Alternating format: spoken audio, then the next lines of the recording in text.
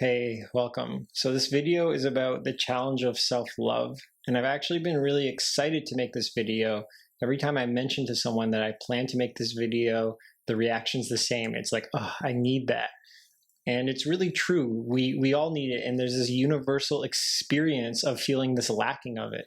And we're constantly told in our culture, people are constantly saying all the internet affirmations are like, self-love is the answer. You need to love yourself.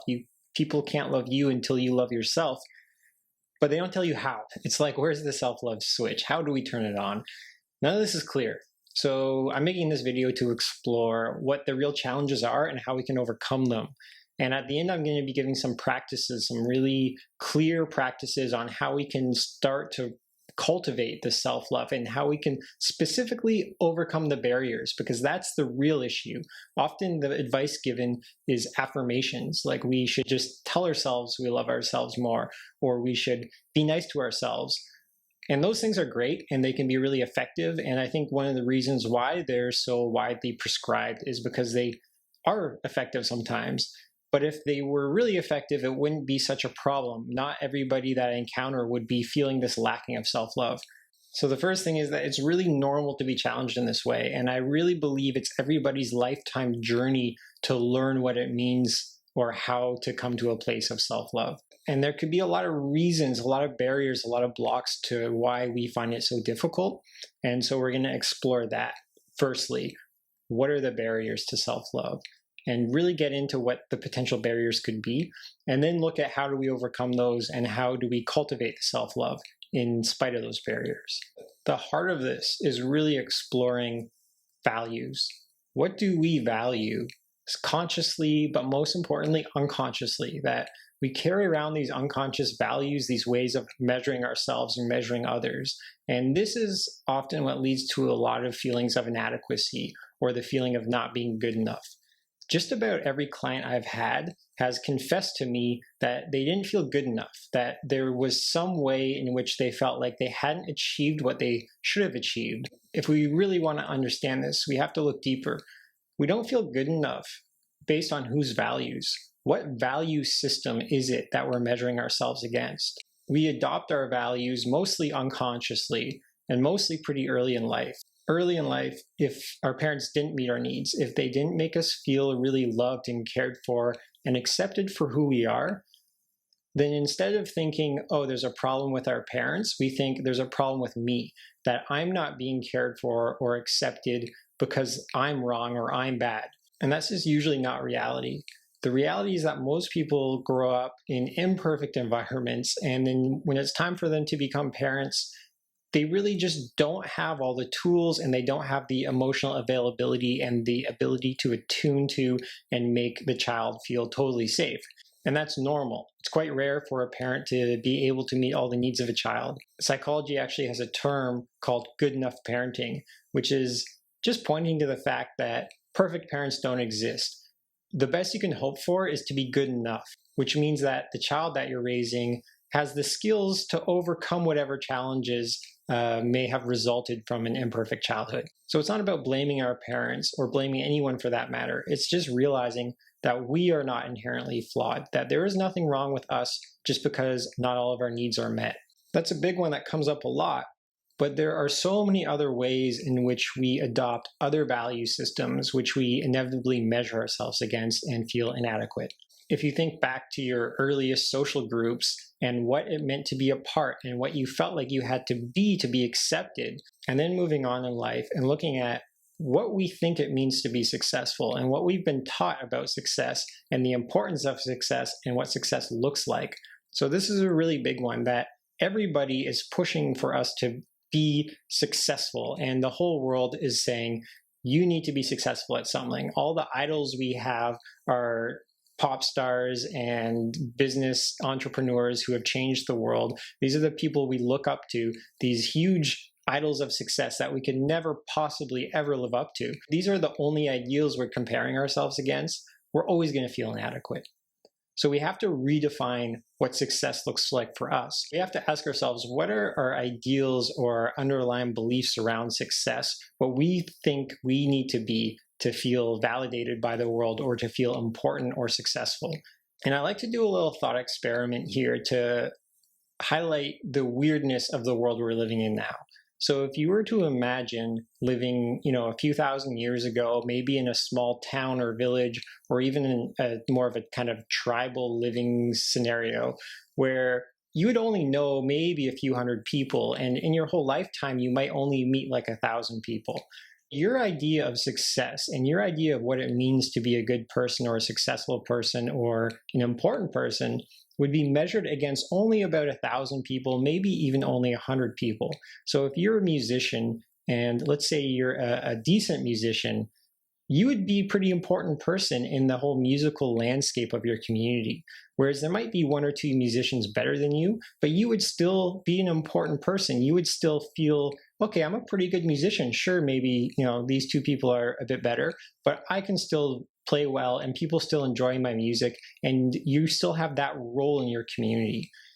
The difference now is that we are comparing ourselves against the best musicians out of 7 billion, not out of a few hundred or even 1,000, but out of 7 billion people, we're constantly being shown the best in the world, and we are measuring ourselves against that.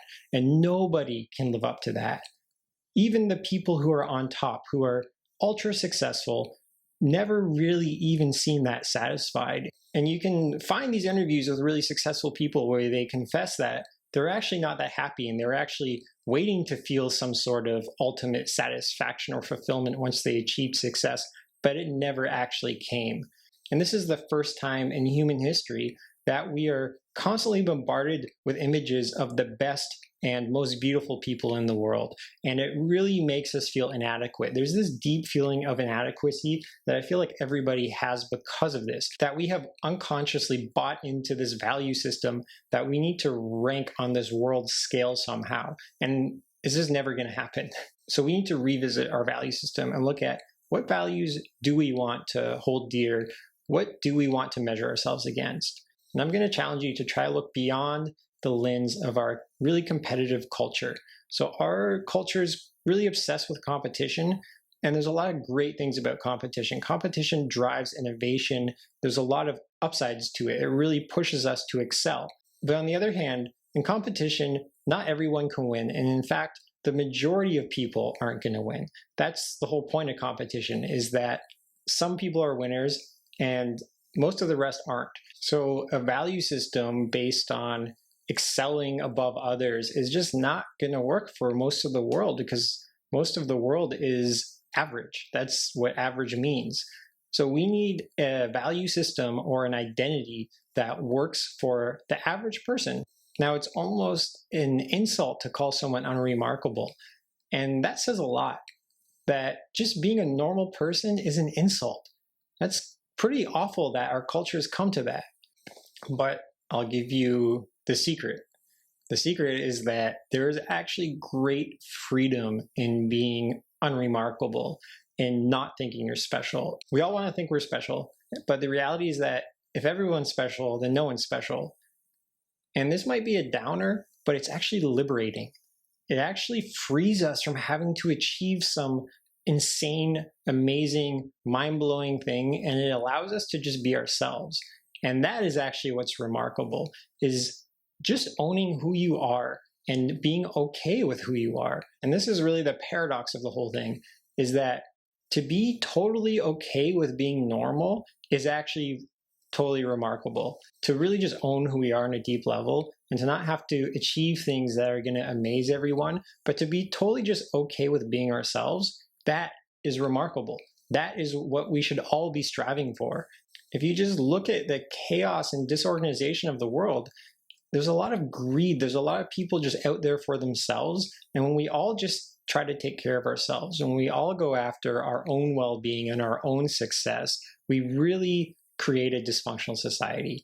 And like I said, there's a lot of upsides to competition. It's not all bad, but just as importantly is cooperation, is learning that to do something for somebody else, to help out another, actually helps us. And it actually makes us feel a lot better about ourselves than achieving some random reward or a big salary or whatever else it is. Those things are actually really isolating. When we go after our own success and just get hyper-focused on achieving our individualistic goals, we actually really isolate ourselves from the rest of society, from the rest of humanity. And you can see this, you can see the isolation in people, you can see the unhappiness in people. So I'm proposing that a healthy value system is one that accounts for the whole. It's one that accounts for the people around us in our community, all the people in the world, and the environment itself. That these need to be part of our value system, and that these are actually more important and integral to a healthy value system than having any sort of individualistic success or accomplishment. So it actually takes a lot of courage to live from an authentic place, to explore and discover our own value system, and to live by that, as opposed to a value system that's going to lead to, outward validation and outward success. One of the ways that we can tell if a value system is really ours or if it's been adopted from the outer world is, would we still be doing this, or would we still care about this if we didn't get any validation from it? If nobody ever saw the results of our actions, if there was no chance that we would get any external reward, would we still care about this? Does it really feed us? Do we really connect with the energy of it beyond the validating qualities of it? And that doesn't mean that validation is bad. Validation is actually really important to be healthy. We need to feel validated for who we are, but that's the important thing, is validated for who we are, really who we are, and not for the things that we pretend to be or the things that we think will get us accepted. So this is the challenge, is can we be in the world fully who we are, live out our values, even if it's not what might get us accepted or liked by the cool kids or the groups that we might want to be a part of. And maybe they will. Maybe those authentic values will get us accepted into those groups, but they also might not. And we have to be okay with that. We have to realize that living our values, living who we are on a deep level, is more fulfilling and more gratifying and more meaningful than any sort of external success, than any other achievement, no matter how amazing it may seem. That if we're not really living our own set of values, if we're not really in integrity with who we feel we are on the deepest level, then nothing else will really matter. The satisfaction of any other type of achievement won't last. Achievements and validation and success, it's like a drug. You get this hit of it, you get the validation, and then it's gone. And then you crave it again. And then you get caught in this cycle thinking, I need more validation, I need more success, I need, more money, a nicer car, whatever it is. And you just get caught in this addictive cycle of needing more and more and more. And it's never enough. There will always be times and spaces in which you feel like you're not satisfied, in which you feel completely unfulfilled. And the only way to overcome this challenge is to really search deep and explore what is meaningful to you, and to really live from that place, the place that you're living from your own set of values and not from any values that will get you accepted or liked. And this isn't always easy or clear. This can be a lifetime journey of exploration, of trying to figure out, what is it that we really value? And this is the journey. This is the growth process. It may take a long time, but you really don't have any choice. So you might as well get started now and start exploring. So these are the questions. What values are you unconsciously holding on to? And which values do you want to cultivate in yourself? What truer or more authentic value system do you want to allow to grow in you? So this is going to be the first practice we're doing on cultivating self-love. And there's going to be more in future videos. But I think this is really getting to the core of it, exploring what are our values and how can we cultivate truer, more authentic, more meaningful values. So we're going to do a quick practice. And let's just start by getting comfortable. You can take some deep breaths and close your eyes if that's comfortable.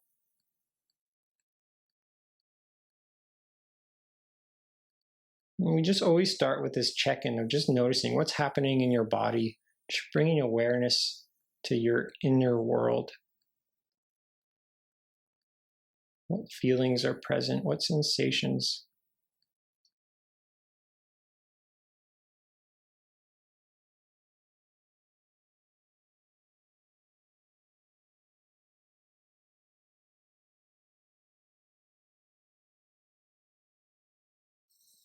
And now just drop in this question. What do you value?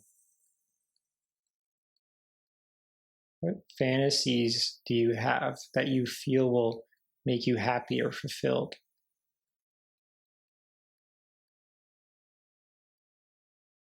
What are your deepest desires?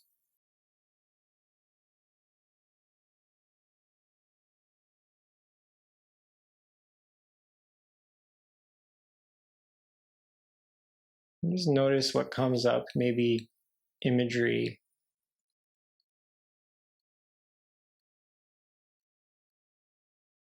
And ask yourself, whose values are these? Where did these values come from? Where were you first introduced to these values?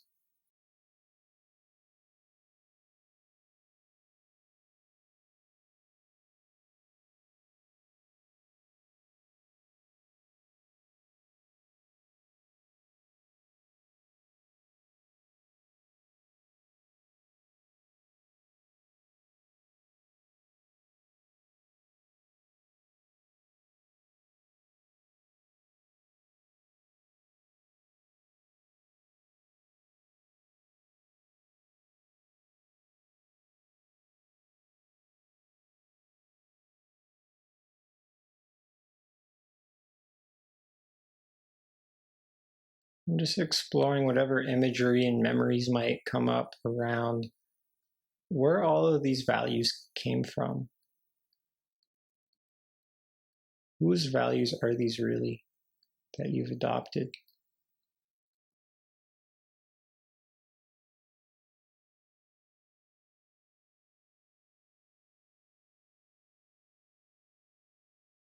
What is the fear of letting these values go? What's the fear behind these?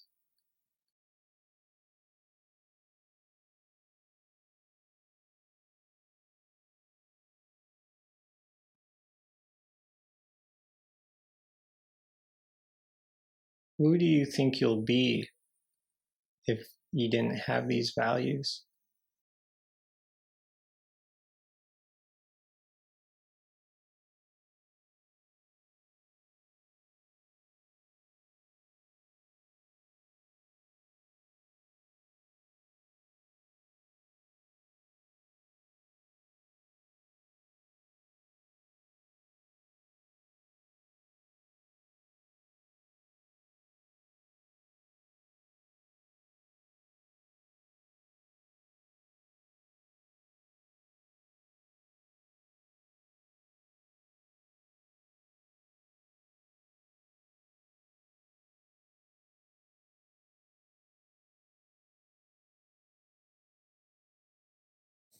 And now to ask the next question. What value system would you adopt, or what would you pursue if there was no chance at any external validation? So what would you do if you knew that nobody was ever going to see or care about what you did? So it's just for you. What do you care about?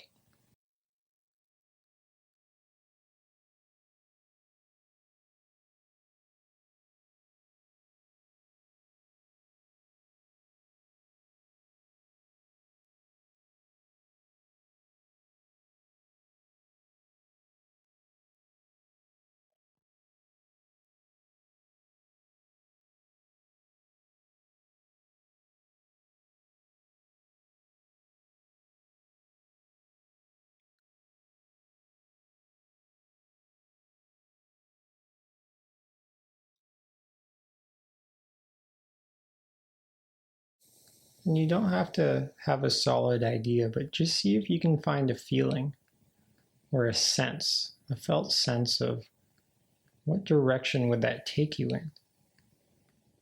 How would that change your life?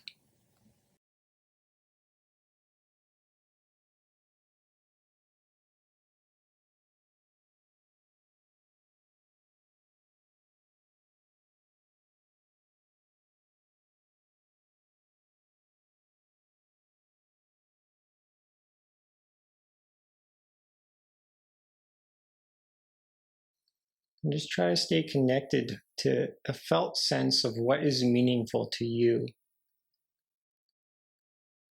And notice any imagery or memories that may arise. These could all be clues.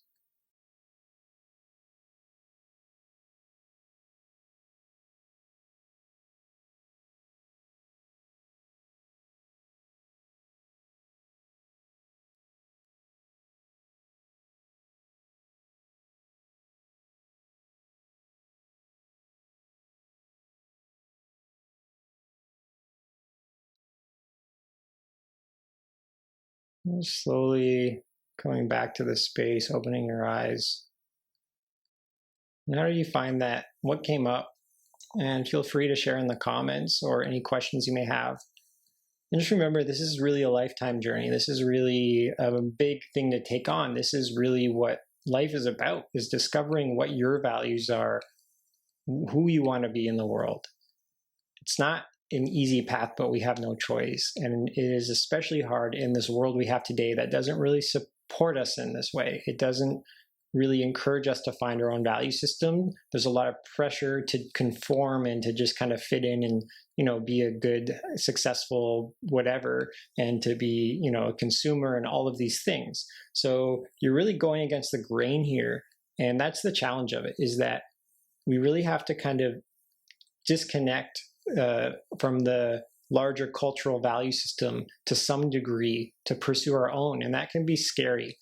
So just keep in mind, this obviously isn't easy, and I really wish you luck on this journey. Stay tuned. There's going to be more videos in this same vein around exploring self-love and values and compassion and all of these things. And if you got some value out of this, please subscribe to the channel. Lots more to come. Thank you.